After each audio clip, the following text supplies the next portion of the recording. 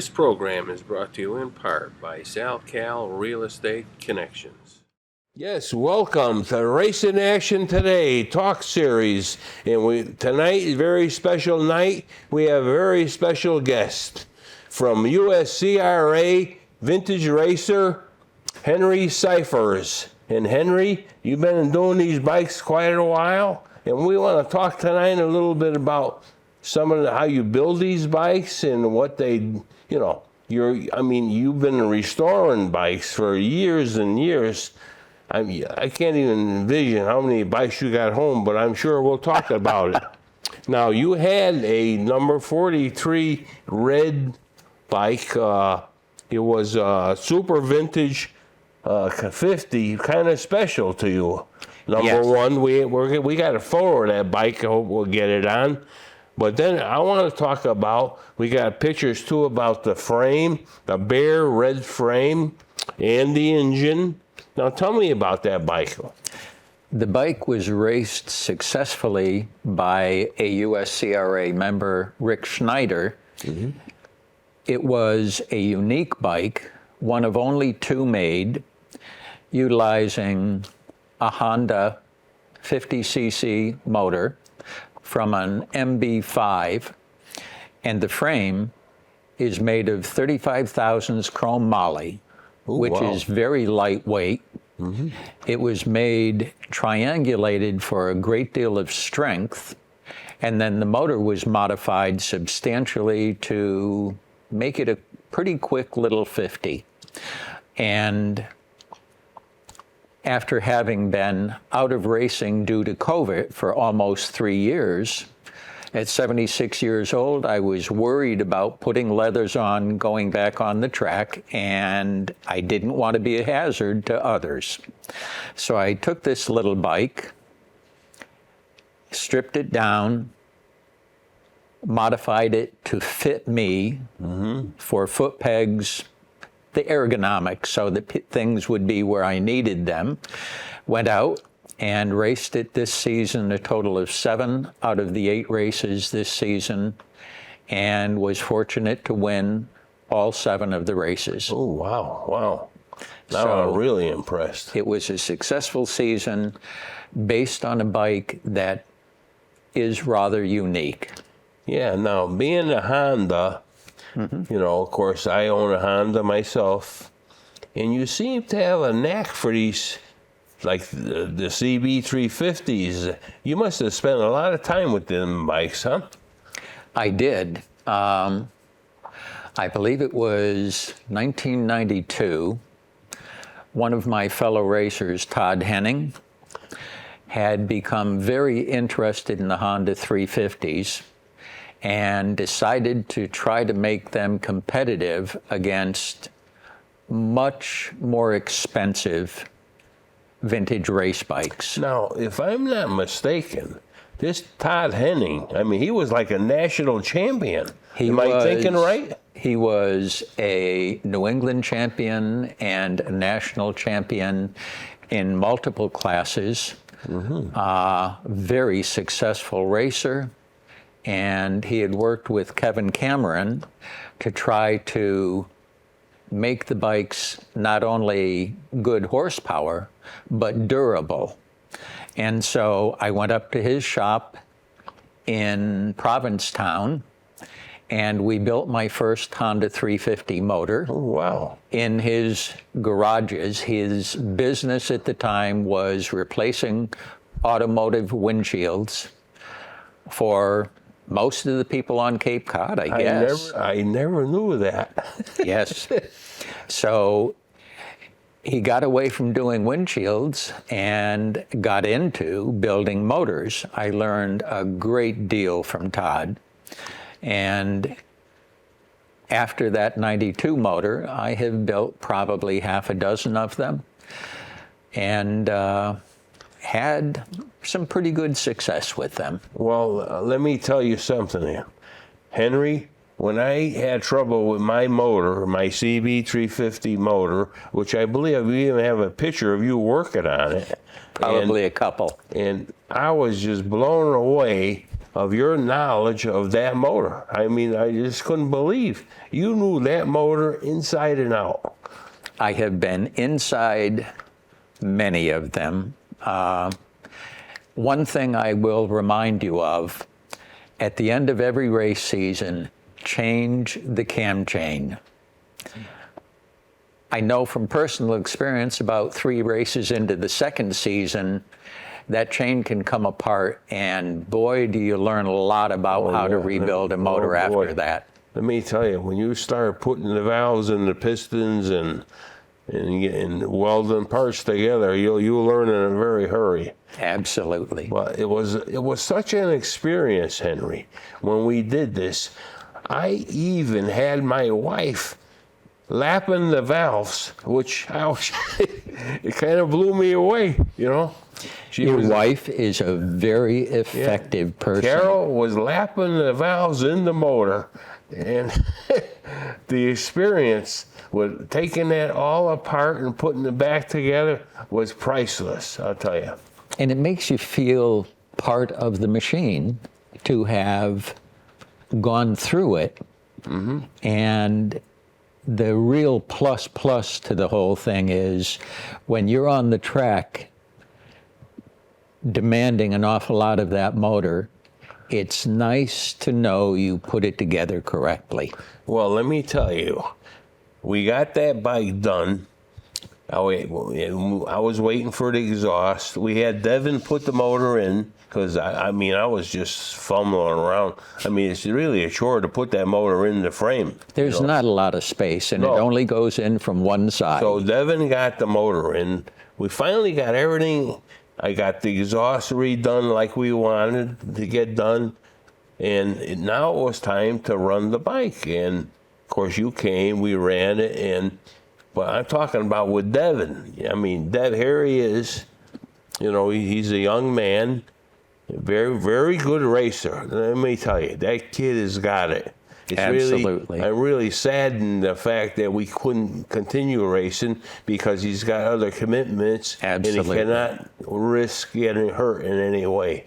But anyway, we rolled the bike out of the garage, go down the driveway. He starts it up. And my first words to him, Devin, just take it easy. We just put this thing back together. Right. Well, Henry got the clunk in first gear. Then he went around the block full bore. I swear to God, I don't know what the RPM was, but my heart was in my mouth. And that motor just sang like a bird, I'll tell you. Absolutely. Honda really produced some very dependable machines. I have a 1972. I'm not sure how many miles are on it, but a 1972 CL350 that I've had registered for the past 15, maybe 20 years. And they just keep on ticking. Change the oil. Keep fresh gas in them. Yeah, and ride them forever. I am so impressed with these bikes. And of course, when we go out to New Hampshire, we did race the bike one time with Devin. I believe there is a picture too I had in there. Mm-hmm. And we unfortunately had issues. But it was just a great day anyway. And that's when Devin got to know Bob, which we call him Rabbi. I still don't remember the story why we call Bob Rabbi. Maybe you remember. He has an older brother, and his father is referred to as Chief. And when he was young, he picked up the name Rabbi, and it's stuck with him ever since. But he is truly the consummate racer. He has raced incredible tracks, great success, and I'm sure he has a pretty good list of the broken bones that accompanied that success. I've heard that, boy, there ain't many in his body that he has not broke. That's what I've heard. But he keeps coming back. I mean, beautiful bikes, though. I mean, I'll tell you, his bikes are just gorgeous, you know. That has something to do with Mach 1 racing. That would be Pete Talabak. Yes. And they have a tremendous relationship.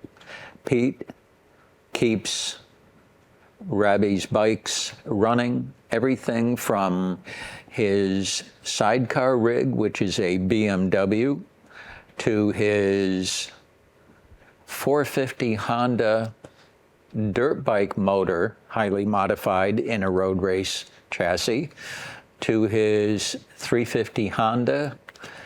He's got quite an array of machines. Oh, I don't doubt that. And even races flat track. Oh, yes. Very accomplished, serious very racer. accomplished. And, you know, Pete himself is another one of the people, Henry. No matter what I asked that man, I would call him up. I said, Pete, I don't know what the hell I'm doing. What does this mean? And he would tell me. He said, don't worry, Larry. Everybody starts the same. Everyone wakes up in the morning, they're going to put their pants on the same. Trust me, he said. Absolutely. Yeah. He was just great. I'll tell Fantastic. Again, back to the organization, I always refer to it as the USCRA Racing Family. Family, yes. Every once in a while, we get someone that joins the organization and does not stay long because they're not appropriate to vintage racing, I guess. They think that knocking people down is okay. Yeah. Well, you know, that's the other thing.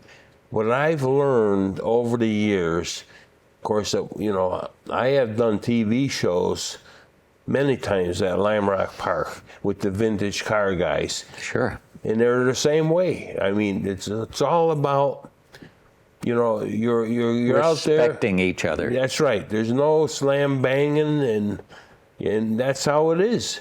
Now, the other thing, Henry, while we're on talking that subject, if somebody out there has an interest to do a vintage motorcycle racing, what do you think they should do first to start? The organization, USCRA, if you look them up, pretty much anyone you make contact with is going to be helpful. The basics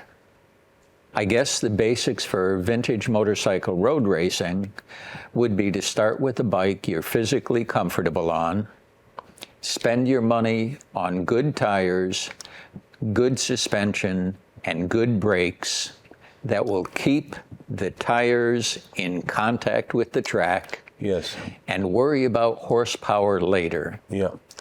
If you follow good tires, good suspension, and good brakes, you will learn to go very fast. Then you can build motor as necessary. Do you have any recommendation type of bike they should start with?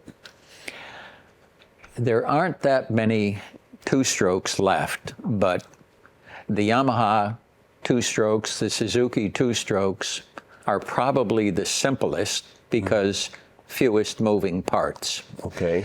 If you're not going to do a two-stroke, your choice of the Honda 350 was an excellent starting point because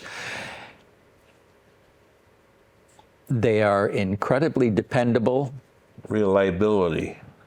Parts availability, and there is an infinite amount of knowledge available on how to put them together properly to be competitive. I have to tell you, I was so surprised, Henry, when we needed parts. I would call a local Honda dealer, and they would say to me, I don't have the part, but this guy in Iowa has got it, or this guy in Virginia got it. I mean, there was never the worry about him selling the part. You understand? He would send you to different dealers all over the country, and everyone has got their own stock naturally. Sure. And you could find parts. I mean 72. I mean, that's how many years is that old? 51. 51 years. And you can literally find parts to this bike. It just blew me away. You know? The other alternative is to find one or two parts bikes, which is part of the explanation why I have so many. Many of my bikes are parts bikes for the race bikes. I would hate to count the number of 250 Suzukis I purchased in order to have spare cylinders, heads, and crankshafts. Well, you know, after going through, you know, what we did, rebuilding my motor, I could see why people would go out and buy a bike just to make sure they have a good case or bottom end or whatever. Or transmission parts. Yeah, I could see why. Absolutely. You know, and it was so much fun doing what we did there. I have to tell you, and my wife getting involved. She was cleaning all the gaskets, and I mean, She does a miraculous job of it too. I was so impressed. We did the rebuild on Larry's bike in phases. We did the top end disassembly first, did the bottom end. I would give you kind of a list of things to accomplish, and when I came back, there wasn't a speck of any part of the gaskets left, and I know how difficult those are to get off. It's not a fun job, no. It isn't, but your wife pitched in. Yep.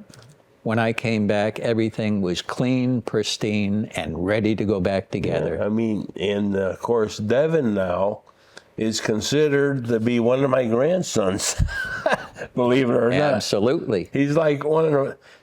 Matter of fact, he'll come over and she buys a certain candy because she knows that's what he wants. That's what he eats. She'll keep a certain candy bar in the house for when he comes over. I've noticed there's a supply of Fresca in the refrigerator as well. We know you drink Fresca. Yes, we do. You folks absolutely make us feel comfortable. Yeah. Now tell me, I know you got many projects home. What's your latest little chore? I want to race the 200cc class.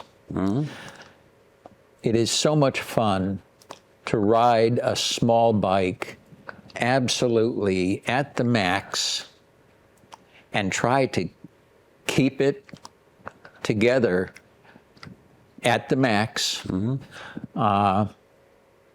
I've raced big bikes, small bikes, and everything in between. I really love running small bikes hard. Yeah. And my current project is a Yamaha 200cc. The basic formula is the 200cc two-cylinder two-stroke with a proper set of expansion chambers, a proper set of carburetors, and as I said, a good set of tires and good suspension. And it's just so much fun to keep those things wound out tight all the time. Yeah, I mean, yeah, you seem to like that two-stroke. I mean, I never even thought about racing a two-stroke. I never even entered my head, you know. Well, you seem to like this. The simplicity, the lack of complicated parts, no cam, no valves, no timing chain, simply the piston going up and down inside the cylinders, and instead of valves determining when the fuel comes in and exhaust goes out, it's all done based on the actual dimension and the shape of the windows in the side of the cylinder wall. Wow. And people spend hours and hours with Dremel-type machines trying to absolutely perfect those dimensions to get the maximum horsepower. Yeah. Now, when it comes to two-stroke, do you like Yamahas more than any other brand? Yamaha is probably the most popular, and for some reason, I needed to be different. It may have to do with my earlier experience for many years on the street riding Suzuki two-strokes. I had the T500 two-cylinder, two-stroke for many, many years. And I also had the three-cylinder water-cooled version of it called a GT 750. I came to understand them, and when I began racing the 250, I had decent success. I was able to put a lot of track time in, and they were more available. There were less people chasing two-stroke Suzukis than there were Yamahas, so I had more parts available, less competition for the parts, and that's probably why I have a dozen of them now. I mean, you must get calls on a regular basis for people looking for parts. Am I thinking right? I'm getting to the point in life where I'm looking at my collection and realizing I can only ride one at a time, and I love getting new people involved. I love passing on this family of racing.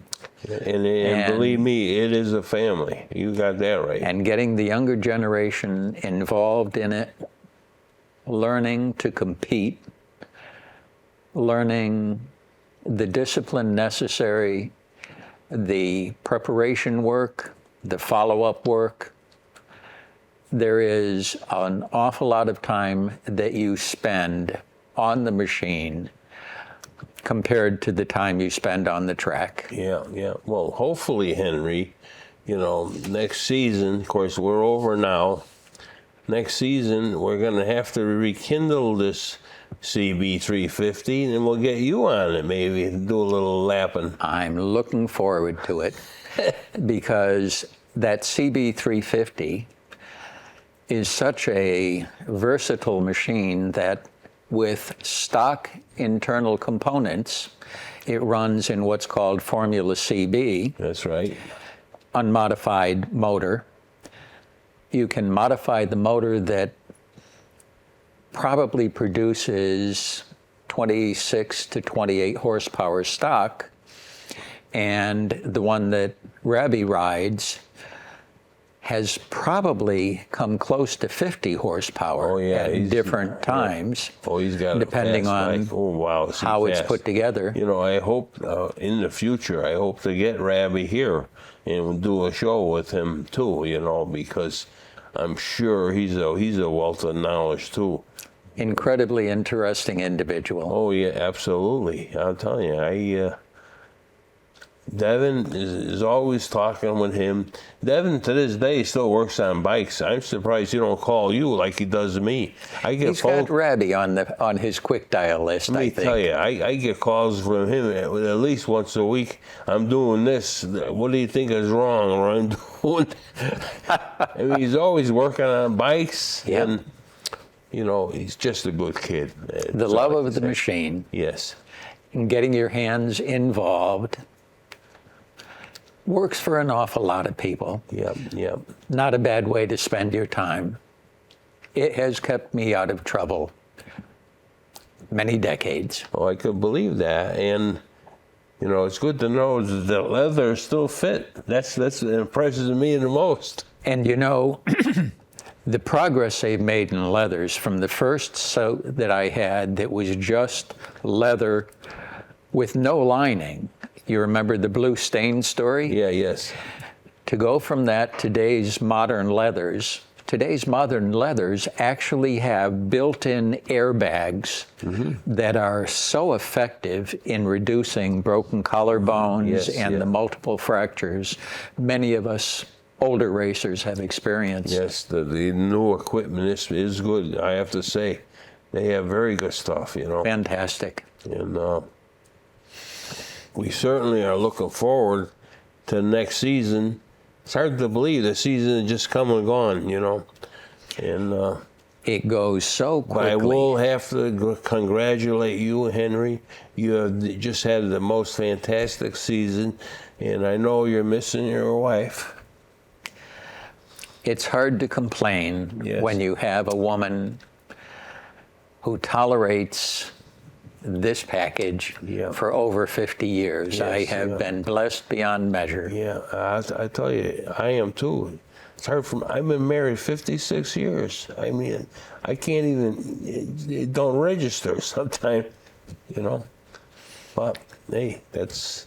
We thank have a God. great deal to be grateful Thank for. God, you got that right. And we got a lot to look forward to, too, buddy. Lord willing, Lord we'll willing. keep doing it as long as we can. Yes, sir. Next season will be here before you know it. And I got to ask you something. Have you ever done this hill climb lately? In Maine? Where's Beach? I was fortunate enough this year to be able to get my act together with that bike that I raced this year and took it to the Weirs Beach Tower Hill Climb. Yes. And Kenny Kaplan put out a really good video of the Tower Hill Climb. Oh, wow, yeah. And if anyone's interested and finds that video, I am interviewed, and there's a pretty good shot of the bike that I raced this year, including watching it go uphill at a pretty good pace. He's quite the character, isn't he? Kenny has done an awful lot for motorcycling. Yes. He has the museum over in Rockville, and he keeps a lot of vintage bikes from going to salvage. Hey, that's number one. And, you know, I hope next year we could get to the Weirs Beach. I mean, the people that go to this thing, Henry, I mean, there's thousands of people there. Next year, bring your camera. I will make sure that you have the dates well in advance. Okay. All right. Well, Henry, as usual, buddy, time is flying, and it's gonna have to say good night to the viewers, and it's just been outstanding. I am so happy we had you here tonight. I want to really congratulate you and the season you had. Thank you, Tony. I just hope we don't have to rebuild my motor again. If we do, I'm only a phone call away. Yes, and believe me, it's enjoyable. Anyway, we love having you over, and like I said, that Fresca is always there. Fresca in the fridge. They got it. I'll be there. Okay. Well, we want to thank everybody for watching, and tune in next week to Racing Action Today. Thank you, and good night.